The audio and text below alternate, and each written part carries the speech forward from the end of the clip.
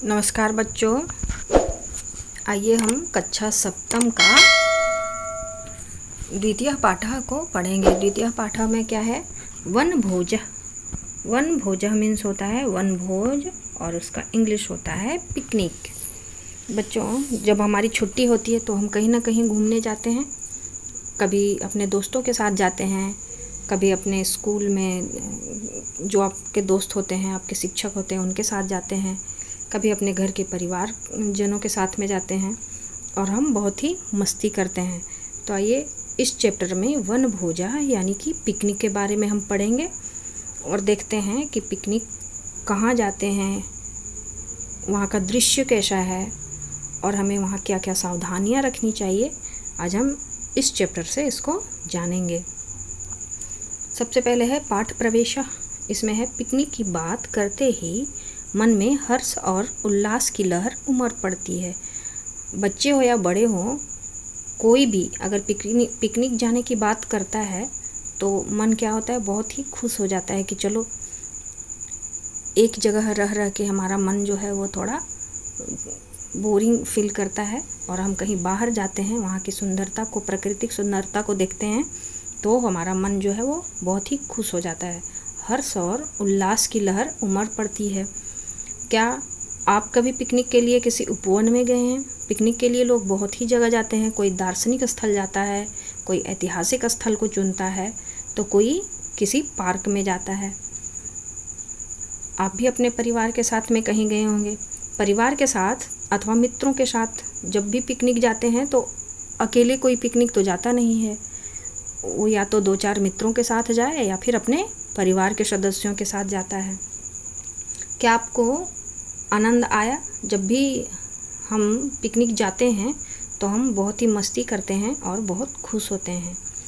एक बार 2 मित्र अपने अपने परिवार के साथ वनभोज के लिए कालिंदी कुंज गए। इस चैप्टर में हम जो वनभोजा पढ़ेंगे उसमें 2 मित्रों की कहानी है जो अपने परिवार के साथ वनभोज के लिए यानी पिकनिक के लिए कालिंदी कुंज क्या है? एक पार्क है। एक पार्क का नाम यानी कि उपवन का नाम कालिंदी कुंज है। 2 मित्र अपने परिवार के साथ वहाँ जाते हैं और दोनों मित्र जब आपस में मिलते हैं तो वहाँ बहुत ही मस्ती करते हैं। तो आइए अब इसमें देखते हैं कि वो दोनों मित्र कौन हैं और वो क्या करते हैं। ह्यः रविवासरः आसीत्। ह्यः मीन्स बीता हुआ कल यानी कि यस्टरडे। ठीक है, ह्यः रविवासरः आसीत्, कल रविवार था। अतः विद्यालयेषु कार्यालयेषु च अवकाशः आसीत्। और रविवार था तो रविवार में तो हर जगह छुट्टी होती है। आपके स्कूल में होती है, आपके पापा जहाँ जिस ऑफिस में काम करते हैं वहाँ पे छुट्टी होती है। तो यहाँ लिखा हुआ है ह्यः रविवासरः आसीत्, कल रविवार था। अतः विद्यालयेषु कार्यालयेषु च अवकाशः आसीत्। रविवार था इसलिए विद्यालय में और कार्यालय में यानी कि ऑफिस में छुट्टी थी। ह्यः अशोकः परिवारेण सह वनभोजाय कालिंदी कुंजम अगच्छत्। कल यानी कि रविवार को अशोक एक बच्चे का नाम है, परिवारेण सह अपने परिवार के सदस्यों के साथ, वनभोजाय कालिंदी कुंजम अगच्छत्, वो वनभोज के लिए, पिकनिक के लिए कालिंदी कुंज आया था। अशोकेन सह तस्य माता पिता अग्रजा चापि प्रातः सज्जा भूत्वा कार्यानेन अगच्छन्।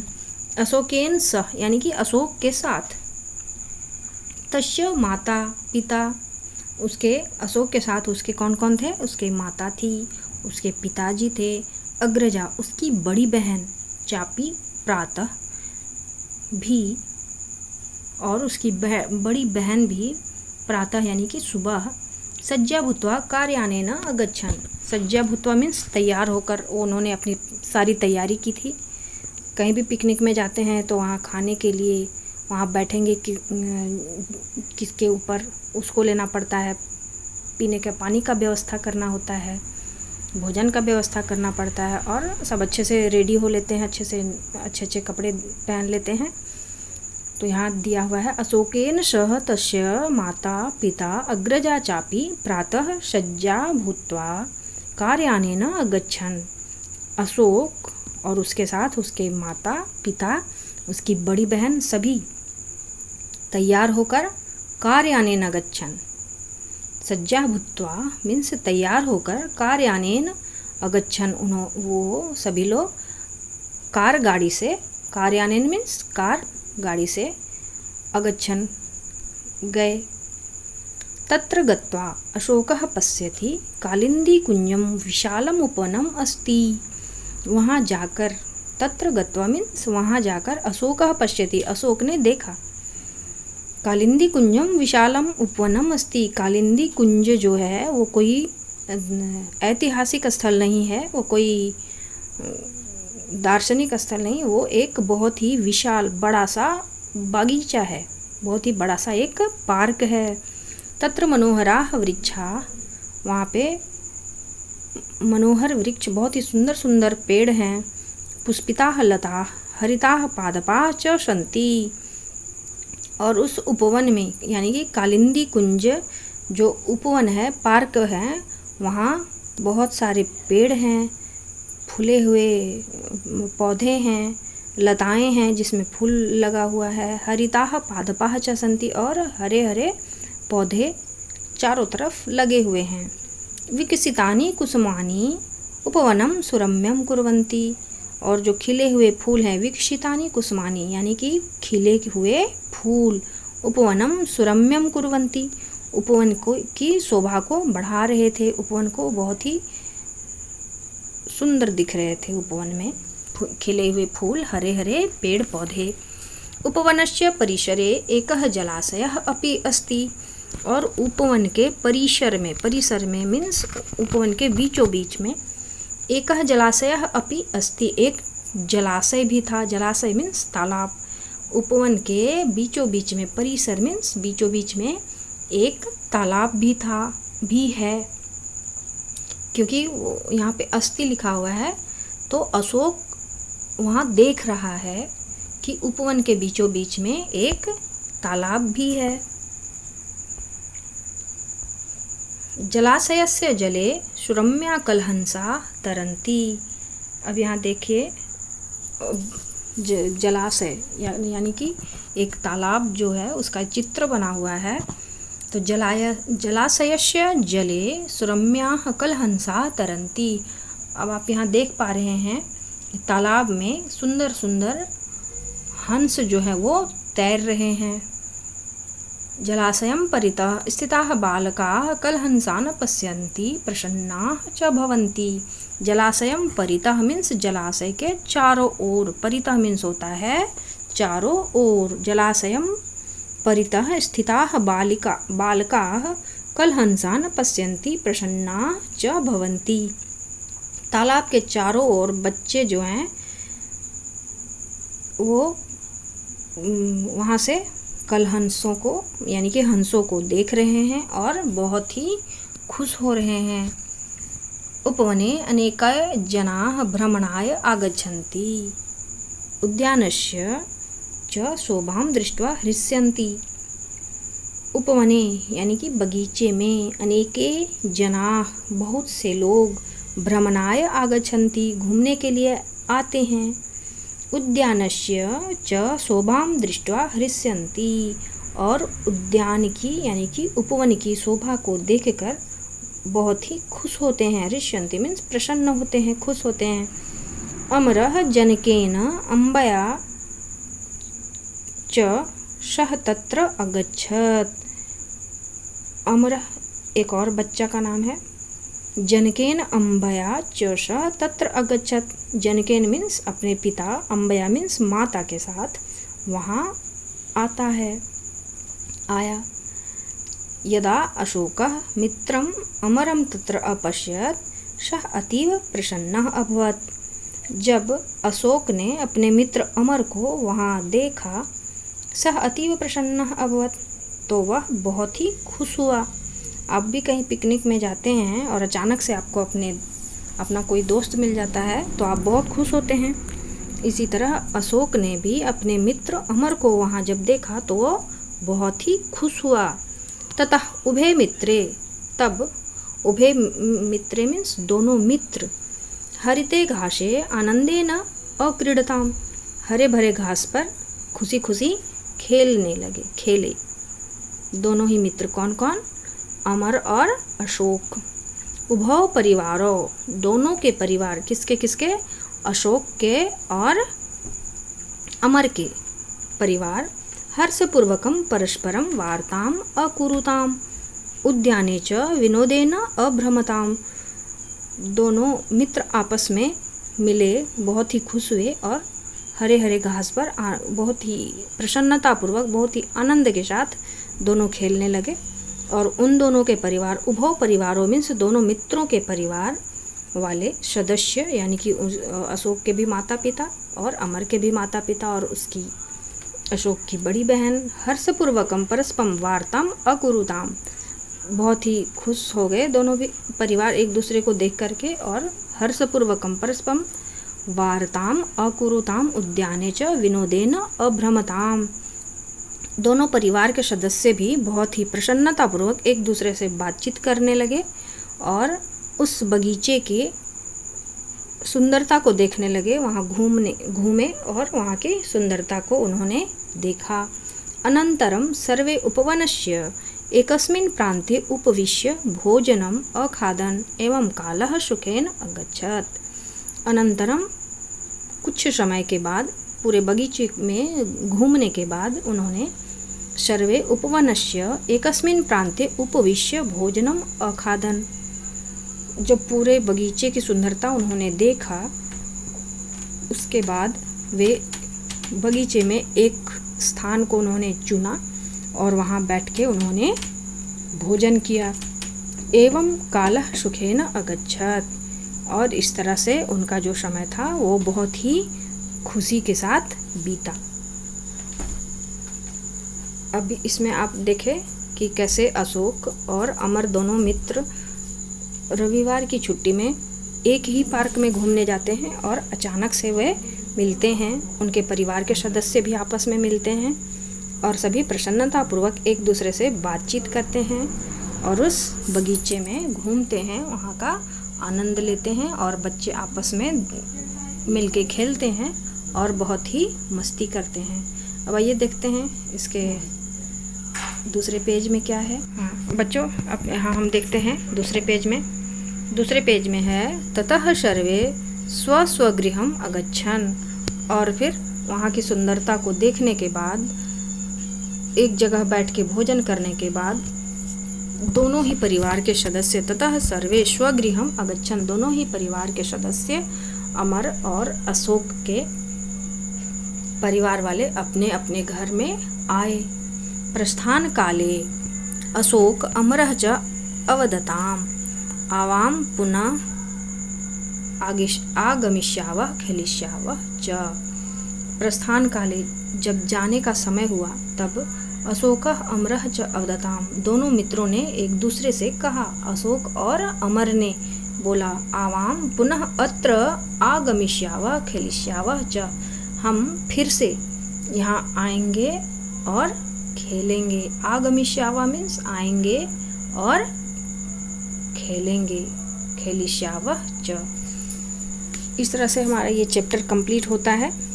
इस चैप्टर में हमने पढ़ा कि दो मित्र आपस में बगीचे में जाते हैं, वहाँ की सुंदरता को देखते हैं और साथ में बहुत ही मस्ती करते हैं।